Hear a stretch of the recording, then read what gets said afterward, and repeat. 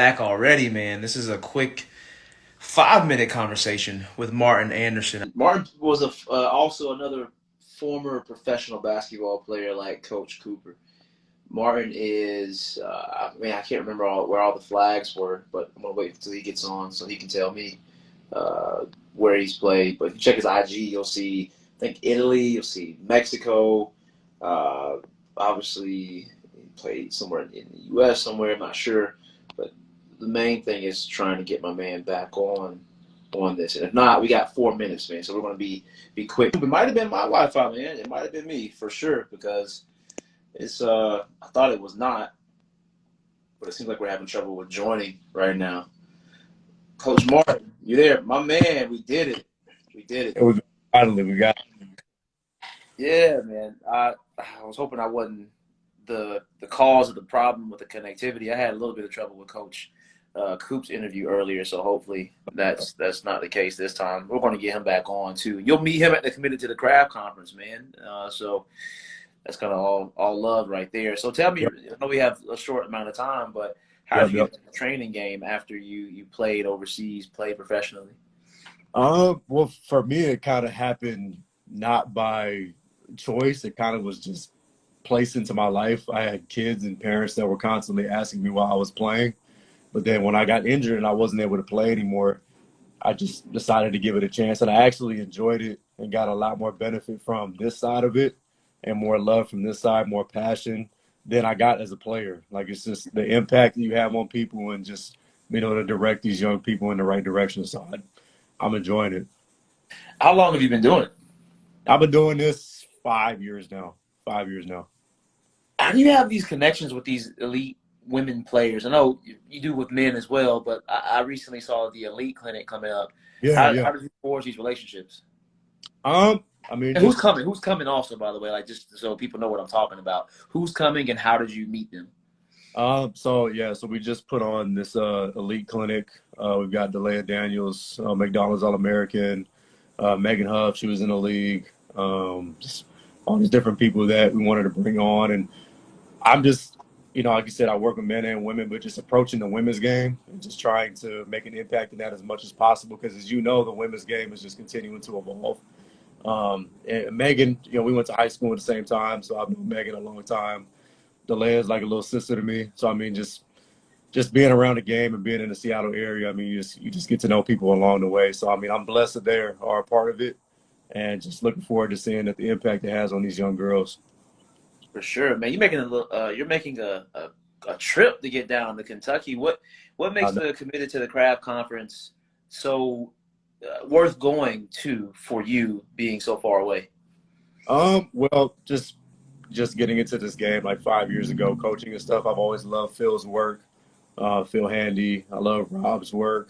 I've seen Gannon Baker's stuff for a long time.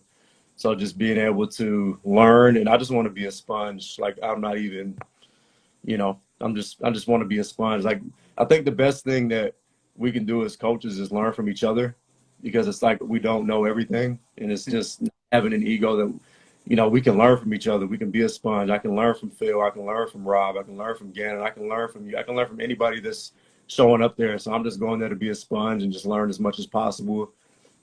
Meet some great people and just go from there. I like it, man, because the Coach Cooper was talking about it earlier. Like he approaches it as if he were the player still, and what he would do to enhance his game. So it's like, obviously, if you play high level basketball, you play professionally, for you too. If it's something I would do for myself, I'm going to also make sure it's great for you too. So, man, I'm interested in learning from you guys as well. And is there anything in particular that you're looking for when you come down there, aside from the connections? Any specific thing about the training business that you want to learn and take back to Seattle and implement? I mean, there's a lot of areas that I think that, I mean, everybody can always work on and improve. I'm working on the social media aspect of it now. I've always been terrible with social media. As you can tell, I can't even get on a live with you, but I've always been bad with the social media. But just trying to continue to learn and just hearing guys like Phil, guys like Gannon, like hearing them say that they do it from a passion standpoint. I love that perspective, because as you know, there's so many people that are in this that are doing this for money, that are doing this for the clout, that are doing this for all the attention you get. like I just love basketball. Like that's the reason why I do this, the reason why I started this. I don't like all the other stuff is all just extra. I just love basketball. I just want to help people. That's the only reason why I'm doing this. All that stuff is a byproduct. But you see a lot of people that are doing this now that are in this for just whatever kind of reason. Like every public gym you go to now, there's 10 people that want to train kids that have never touched a basketball, that have never made a team in their life.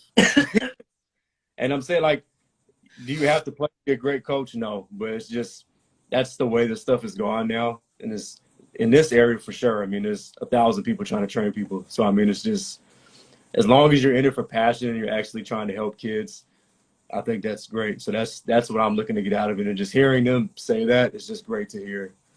Mm. When is the elite Yep. camp? Question that was asked. That's a powerful answer right there too. By the way. Yeah. You said when is the elite camp?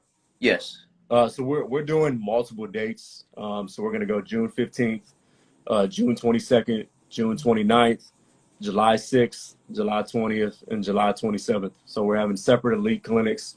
Each day I'm gonna have new people coming through. I'm gonna have new women coming through as a surprise, just to come talk and just spread the message and trying to help these kids get school taken care of, just learning a whole bunch of stuff. So I just want them to have this unique experience and just learn from, I'm not a female. So, I mean, there's certain things of value that I can't give them. Like, they'll listen to me, but if they hear it from, somebody in the WNBA, somebody in NCAA, it hits them different. So that's the whole point of it. And I'm just looking forward to seeing how it goes. Hey, man, I appreciate your time, and we got to get back on an actual podcast or another live session whenever you have time. Absolutely. Because obviously a lot of people align with what you're saying, man. So I appreciate you. I appreciate the questions here, Coach Coop, and everyone else who interacted. So, Coach Martin, man, I'll talk to you pretty soon here. Yes, sir. I appreciate you, my man. Thank you for having me on. Absolutely. See you again.